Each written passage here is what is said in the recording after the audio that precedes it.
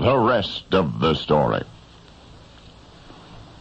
9 years ago, 1979, 10th day of September, 3 o'clock in the morning, there was a break-in at the Wicks Lumber Company in Lexington County, South Carolina. Missing were petty cash and expensive tools. When the theft was discovered, the local sheriff's office was notified. The first men on the scene were baffled. There were footprints all around, but they could have been anyone's. With nothing more to go on, law enforcement officials would have to summon the best detective in the county, an old-fashioned sleuth whose old-fashioned crime-solving methods had put hundreds behind bars. His name was Drew, Inspector Drew. His story is the rest of the story.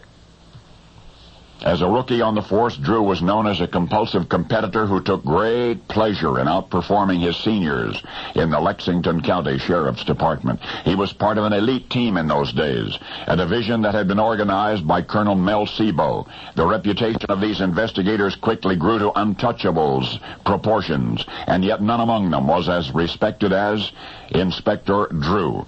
His lifetime conviction rate, listen to this, his lifetime conviction rate was a staggering 70%.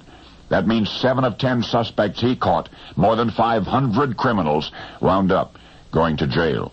Inspector Drew was always being called into court to support his conclusions, and yet so convincing was he before judge and jury that after a while attorneys of the accused tried everything they could to keep him from testifying. And then there was one case, that Wicks Lumber Company robbery that went all the way to the United States Supreme Court. I had started to tell you about that. Nothing but footprints at the scene of the crime. Apparently undistinguishable, unidentifiable footprints. But Inspector Drew was called in. He took one look at those footprints, and he headed for the door.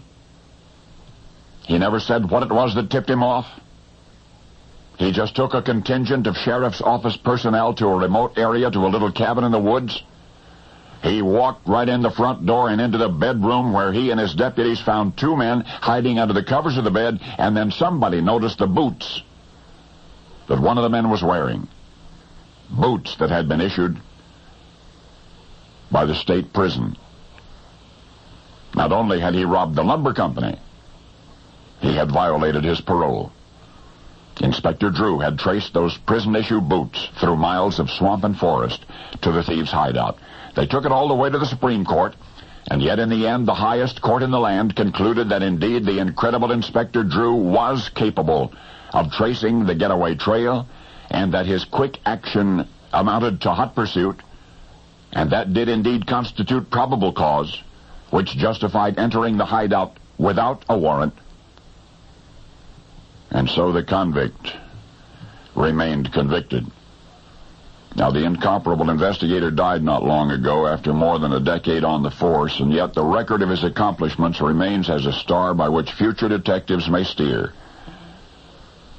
Anywhere in a dozen South Carolina counties, all you have to do is mention the name of Inspector Drew, and lawmen come to attention, because they'll know you're talking about Lexington's real-life legend. A likable, aggressive, hard-working, ingenious, black and tan mixed-breed bloodhound. And now you know the rest of the story.